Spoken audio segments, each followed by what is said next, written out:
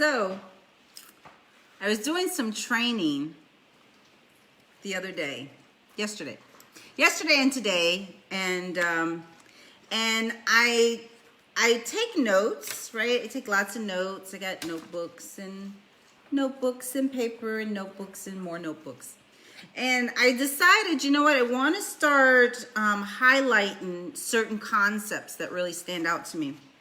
So I decided to start writing them on index cards, right? I kind of write my notes, but then kind of go over them and highlight the thing that stands out for me. And then the thing that stands out for me, I want to put on index cards because I usually don't go back and review my notes. But the stuff is so good, right? The stuff is so good. How many of y'all invest in yourself? Invest in your own knowledge, right? There's some kind of crazy statistic that after high school, a certain large number of people never read another book in their life. They never read another book in their life. I think I was one of those people for a long time. I was one of those people until I was about 30 years old. But I tell you, it's the biggest mistake we can make. The way we change our reality is we must change what we put into our mind. If there's anything about your reality that you don't like, you must change the way you perceive something. Something in your thinking needs to change, right? So how do you change your thinking? Gosh, this is already in my mind. This is such a deep topic already, right? I'm thinking of attachment. I'm thinking of non-attachment. I'm thinking of so many different things that we could talk about. But I'm hoping I'm gonna randomly pick one of these cards. I only did a few today, but I wrote front and back. So there's probably about at least 20 here. And I want to talk about one of these. But the concept is, the state of humanity is oftentimes in a state of suffering, right? We either have pleasure or we have pain. That's generally one of the two categories we're in at some point. And even if you think about contentment, right? Contentment, peace, sleep, something that's not very active, it's still kind of pleasurable, right?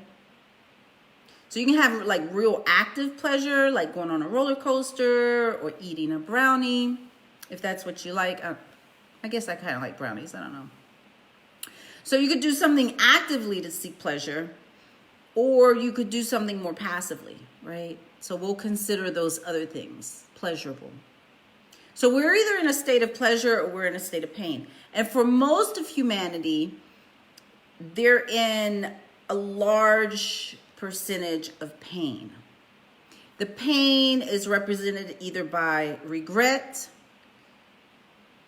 shame, depression, people pleasing,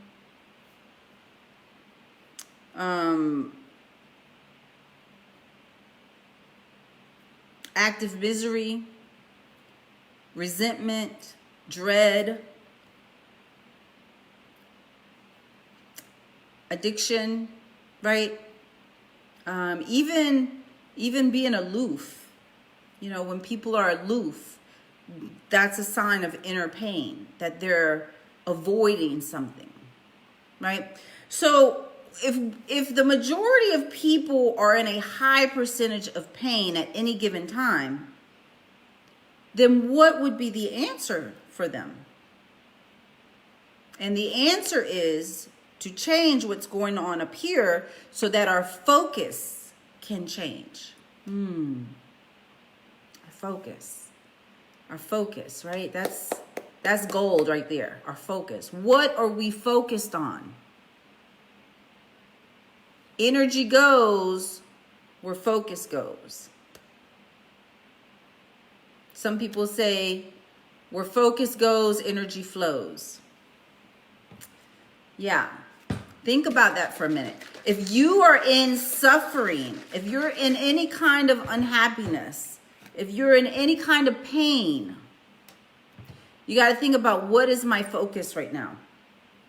What have I been focusing on? Because that's the issue. What are you focusing on?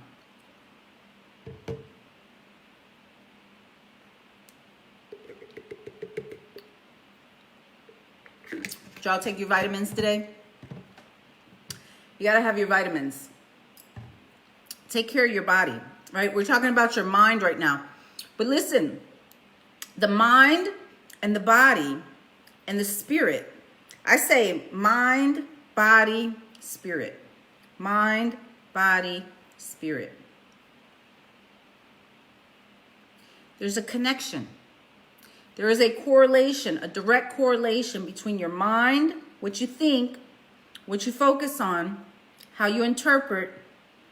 Are you a rigid thinker? Are you a flexible thinker? Are you growth-minded? Or are you basically rigid? So the people who are more flexible in nature, the people who are open-minded, the people who are open-minded, flexible, what's the other one? Growth-minded. They suffer less because they understand that I can be open-minded, I can be flexible, I can be growth-minded, and I don't have to always accept what's being presented to me. I can just consider it, right? I can just consider it. I don't have to agree with it, but I can have an open mind. People who are very rigid in their thinking suffer more because there's no space to stick any other idea in their mind, right? There's no space. If I believe, and if I'm a black and white thinker, then you can't give me a shade of gray because it doesn't fit in my paradigm. And my paradigm determines what I focus on. So based on whatever my paradigm is and what my focus is, will predict how much suffering I will experience, right? Hey, Elena. So this is really important. If you're in suffering, if you're in any form of pain, resistance, resentment, anger, addiction, heartbreak,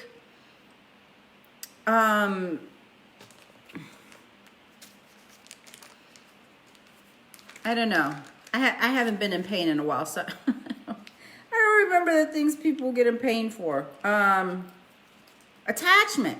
Attachment causes pain. If you are attached to something, in fact, to the degree that you are attached to the thing is the degree to which you will suffer.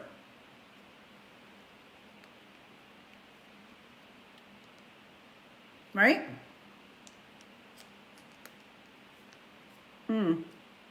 This thing is so good, y'all.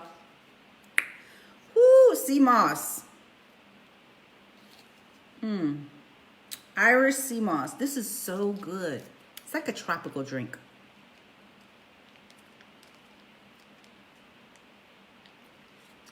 It's got 92 vitamins and minerals. 92. Are you eating 92 vitamins a day? You are not. Trust me. You are not. To the degree that you are attached to an idea, a concept, a person, a way of living, an ideology, to the degree that you are attached to that structure, that framework, predicts to the degree with which you will suffer.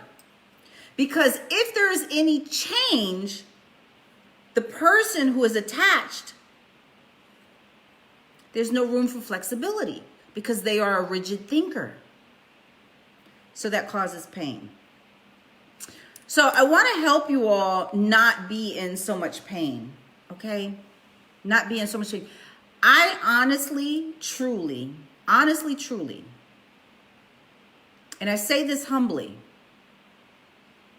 And I'm very careful spiritually how I speak, because I'm not calling anything into existence for me. But I don't feel very much pain anymore. Maybe because my life was so painful. My storage and my threshold of pain is just done. It's done. But I think the truth is that I changed my framework. I changed my mentality. I changed my focus. I changed my understanding. Okay? So I want you all to think about that. You know, I was going to do one of these, but I think maybe I'll save this for later. I don't know. I kind of wanted to teach on one of these today, but I think my phone might be dying. Okay, I'm just going to pick one. I'm going to shuffle them and I'll pick one. But I want you all, I don't know how I got on the topic of pain, but I want you all to understand. If you're in pain, I was talking about reading books. That people that leave high school oftentimes never read another book in their life. And that is not the way to go. You want to read at least one book a month. If you can, read 2 or 3. Some people read a book a week. But you really want to comprehend it. You want to spend time and study the content. Don't just read the book to get it over and done with. That's what I used to do. And I never understood. No one fully explained. Listen, you guys, if you see you can help someone better understand something more deeply, more intimately, more purposefully, please explain to them more in depth. Don't just throw a comment at them and think they're going to get it and they should like have an aha moment. No, they need, if they don't recognize it on their own, they really need you to explain it a little bit more so that they can comprehend, right? We have to get past the barrier of oblivion. When people are unaware of something, they're oblivious that they're unaware. They don't know that they don't know, right? They're unconscious about that. So, for instance, I had a supervisor once. He provided me supervision. He wasn't my supervisor, but as a therapist, at some point in time, I had supervision when I was first getting licensed, and he mentioned. I remember him mentioning that basically I was speeding through my books. And that's because I was in college and it was like, you know, there was this quick timeline. We had to hurry up and get it done. So I didn't have time to really delve in and analyze and sit with the information and reflect and, you know, study it and outline it and all of this kind of thing. And so it wasn't within my awareness that I was doing that, though. He saw it because he had an objective view of what I was doing. See, we can tell what's going on with other people a lot better than they can. Right? Les Brown says you can't see the picture when you're inside the frame. So you have to understand that when you see somebody's doing something that they shouldn't be doing, they either don't have an awareness that they're doing that, or they don't have a deeply understood awareness, right? It might just be like, oh, whatever. But if you can explain it a little bit deeper, it could touch something within them and they awaken and they say, oh, okay, I need to change that, right? We want to be purposeful in people's lives, to create change, to create awakening, to reduce pain. So when I tell you to read a book a month or a couple of books a month, don't let that pass you. Don't let that miss you. Like, really hear me on that.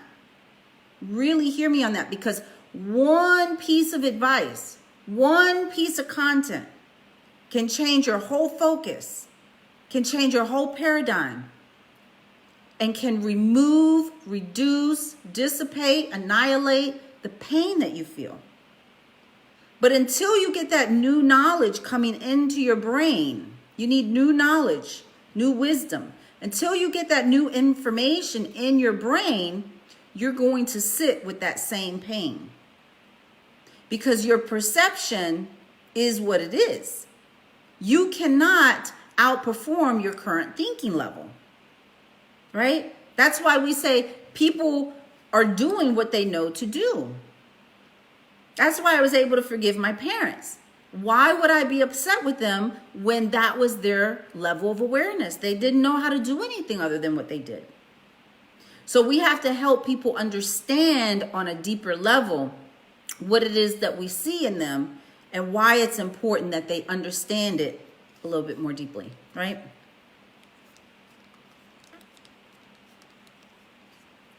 Okay. So I'm just going to leave it there. I'm not going to read one of these. I'll leave this for next time. I'm going to go to the gym. I'm going to go work out. You guys, I want to encourage you, take care of you, go to the gym, join me on my field trip. I'm on a field trip to lose, actually it's 40 pounds. I keep saying 30 because I'm thinking I want to be 130, but I actually need to lose 40 pounds to get back to 130. I don't even like saying that. That's a lot. That's a big number, 40 pounds. Good God. Jesus. But I'm going to do it. I'm committed. I got my vitamins. These are my 92 vitamins and minerals. I got my other vitamins. This is my daily supplement. I had fish and scallops last night, and I had salmon, to be exact, wild salmon.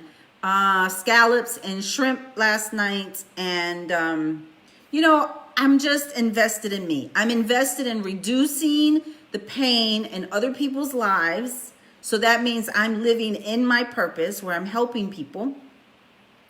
And it's very beneficial if you get in touch with your purpose in life and you live in that. And then it's very beneficial to you if you take your vitamins every day and you eat healthy and you go to the gym.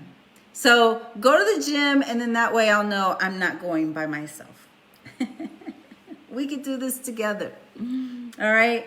All right. So if you guys have any questions, please let me know. If not, I'll see you at the gym.